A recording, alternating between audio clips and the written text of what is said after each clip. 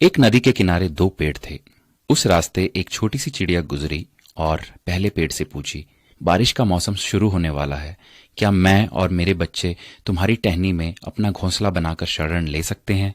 लेकिन उस पेड़ ने मना कर दिया। चिड़िया फिर दूसरे पेड़ के पास गई और वही सवाल पूछा। दूसरा पेड़ मान गया। चिड़िया अपने बच्चों के साथ खुशी खुशी दूसरे पेड़ में घोंसला बनाकर रहने लगी। बारिश का मौसम आया और एक दिन इतनी जोर की बारिश हुई कि नदी के पानी का स्तर और तीव्रता बहुत बढ़ गई। इसी दौरान पहला पेड़ जड़ से उखड़कर पानी में बह गया। जब उस चिड़िया ने उस पेड़ को बहते हुए देखा तो कहा, जब मैं तुमसे अपने और अपने बच्चों के शरण के लिए आई तब तुमने मना कर दिया था, तो अब देखो तुम्हारे उसी रूखे बर्ताव की सजा तुम्हें मिल रही है। जिसका उत्तर पेड़ ने मुस्कुराते हुए दिया, मैं जानता था कि मेरी जड़ें काफी कमजोर हैं और इस वर्ष की बारिश में मैं टिक नहीं पाऊंगा। मैं तुम्हारी और बच्चों की जान खतरे में नहीं डालना चाहता था।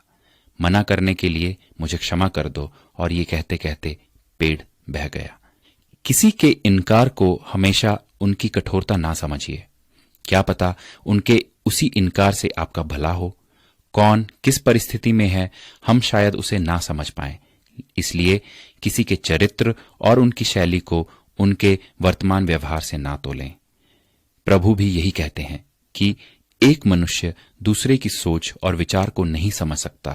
स्वयं प्रभु ही है जो मनुष्य को उसके हृदय से जांचता है, ना कि उसके रूप से। तो आइए दूसरों के बारे में ऊंच नीच से ना सोचकर सबको प्रेम और भाईचारे की नजर से देखने का प्रयास करते हैं।